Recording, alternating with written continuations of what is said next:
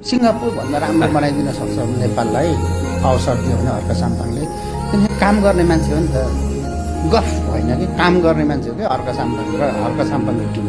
आज पनि कमिला जस्तो रुतुतुतुतु खोला खाल्सी हुँदै ढुङ्गाका गिटी बालुवाको साथै बाढीले गर्ने कटानहरूमा तपाईँ हेर्नुहोस् बार लगाइरहेको छ, वालहरू निकालिरहेको छ, कतै झलुङ्गे पुल बनाएको छ, कतै काठे पुल बनाएको छ, कतै सडकमा श्रमदान गरिरहेको छ, कतै ट्रेलहरूमा श्रमदान गरेर निर्माण गर्दै गरेको भिडियोहरू छ, कतै मान्छेको गरिब दुखीको घरहरू छात्राहरूलाई सामान्य घरमा चाहिँ परिणत गर्दै गरेको छ।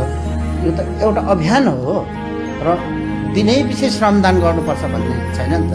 हप्तामा एक दिन देशको नाममा जनताको नाममा काम गरौँ भन्ने अभियान त्यो सारा मान्छेहरूले साँच्चै सिरियसली लाग्ने हो भने यो देश निर्माण हुन्छ।